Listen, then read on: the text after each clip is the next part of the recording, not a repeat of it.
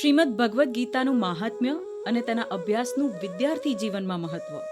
ભાગ 1. મંગળભાઈ નાયક. શ્રીમદ ભગવદ્ ગીતા એ હિન્દુ ધર્મનું સૌથી પવિત્રમાં પવિત્ર એવું ધર્મ પુસ્તક છે.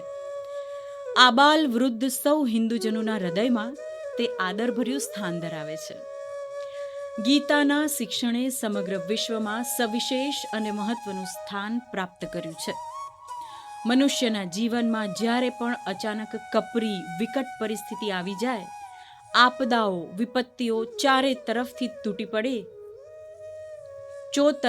તૂટી પડી તેને ઘેરી લે, ચારે દિશા તરફ દ્રષ્ટિપાત કરતા એને કંઈ સૂઝતું ન હોય, એવા આફતના સમયે ગીતા માતાનું સ્મરણ માત્ર કરવાથી તે અવશ્ય રસ્તો બતાવે છે, સહારો બને છે અને આપત્તિમાંથી બહાર નીકળવાનો રાહ ચીંધી જીવનમાં ચંદન સમાન શીતળતા આપે છે. આ જ બાબતમાં મહાત્મા ગાંધીજીએ પણ કહ્યું છે, ગીતા અમારે સારું આધ્યાત્મિક નિદાન ગ્રંથ છે. અનાસક્તિ યોગની પ્રસ્તાવનામાં જ પૂજ્ય બાપુએ આ અંગે સ્પષ્ટ નિર્દેશ કરેલ છે. ગીતામાં વેદોનો સાર છે, ઉપનિષદોનું તે દોહન છે.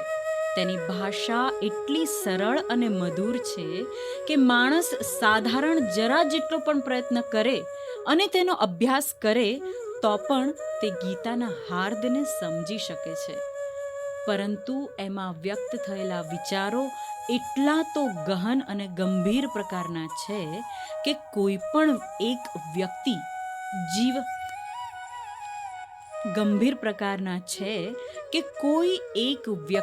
જીવનભર તેનો સતત અભ્યાસ કરે તો પણ તે તેના અંતિમ લક્ષ્ય સુધી પહોંચી શકતી નથી.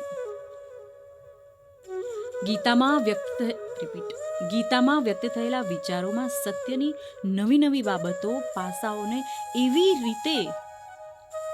એવી સારી રીતે વણી લેવામાં આવેલા છે કે જેથી તેમાં વ્યક્ત થયેલા વિચારો સદા કાળ માટે નિત્ય નૂતન નવા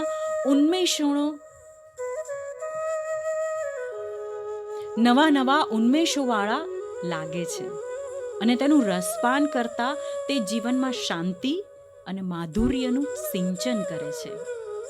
અહીં ગીતામાં જે પ્રકારે સદગુણો, વર્ચ્યુઝ, ભવ્યતા એટલે કે ગ્લોરી અને ઈશ્વર વિશેની રહસ્ય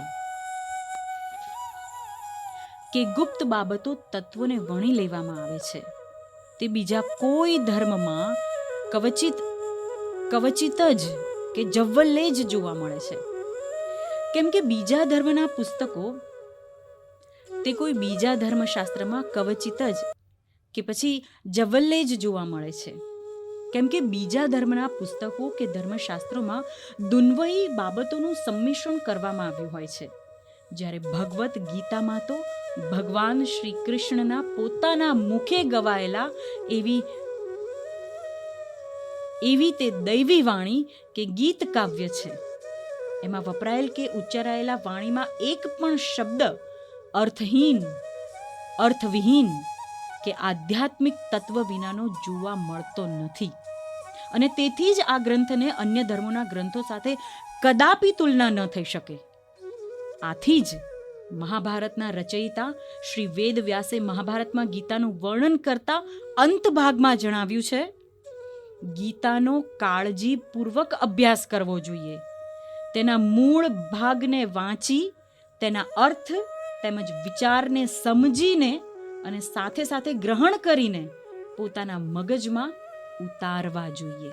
કેમ કે આ વિચારો બીજી કોઈ જગ્યાએથી નહીં પણ ભગવાન શ્રી વિષ્ણુના કમળ સમાન હોઠવાળા મુખપદ્મ દ્વારા મુખમાંથી નીકળેલા છે.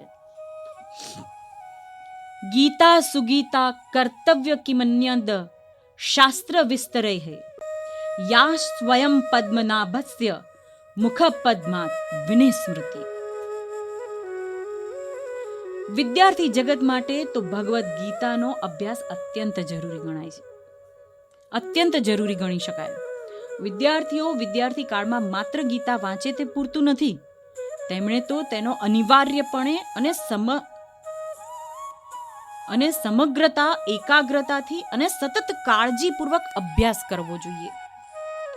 મહાભારતના અર્જુનના પાત્ર પરથી વિદ્યાર્થીઓ એક ગ્રહણ કરવાનું જરૂરી છે કે વિદ્યાર્થી જીવનમાં તેમનું પ્રથમ લક્ષ્ય, એઇમ અને ફરજ એ હોય કે તેમણે જે વિષયો પસંદ કર્યા છે તેનો સતત અને કાળજીપૂર્વક એકાગ્ર ચિત્તથી અભ્યાસ કરવો જોઈએ. આ સમયગાળામાં બીજા કોઈ બાબત કે દુન્વયી પરિબળોનો તેમણે લેશ માત્ર વિચાર પણ ન કરવો જોઈએ. અને આ સમયગાળામાં બીજી કોઈ બાબત કે દુન્યવી પરિબળોનો તેમણે લેશ માત્ર વિચાર પણ ન કરવો જોઈએ અને તેનાથી દૂર રહી સતત અભ્યાસમાં જ મગ્ન રહેવું જોઈએ. આ સમયગાળામાં સતત એકાગ્રતાથી અભ્યાસ કરી પોતાના વિચારો આ સમયગાળામાં સતત એકાગ્રતાથી અભ્યાસ કરી પોતાના વિષયમાં પ્રાવીણ્ય પ્રાપ્ત કરવા માટે સતત પ્રયત્નશીલ રહી સ્વામી વિવેકાનંદના આ શબ્દોને યાદ કરવા જોઈએ.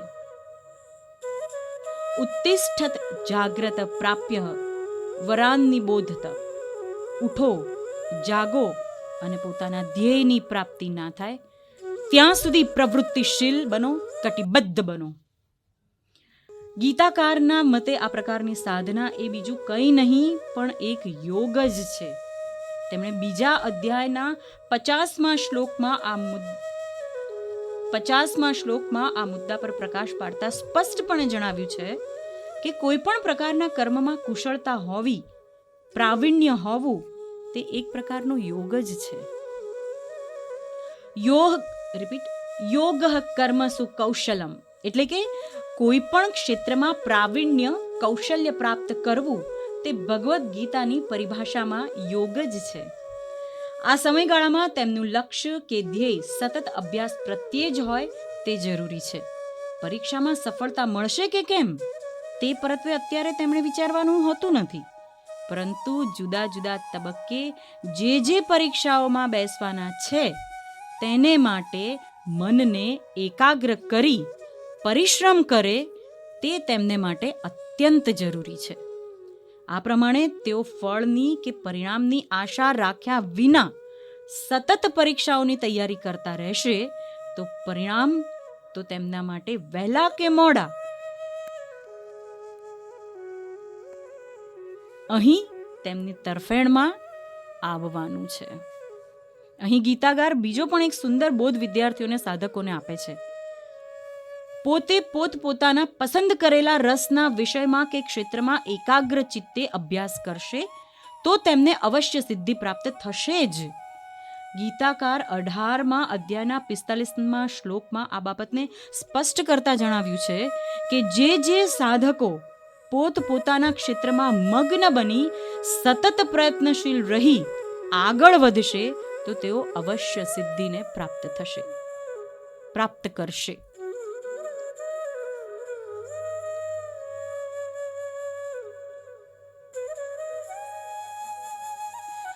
સો સ્વે કર્મણ્ય ભીરત સંસિદ્ધિ લમતે નરઃ.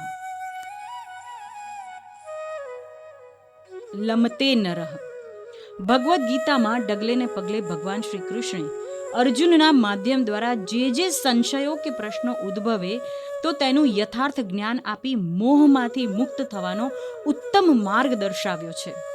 વિદ્યાર્થી અવસ્થાના સમયગાળાથી જ વિદ્યાર્થીઓએ પોતાના મન પર નિયંત્રણ રાખવાનું ઘણું જ જરૂરી છે.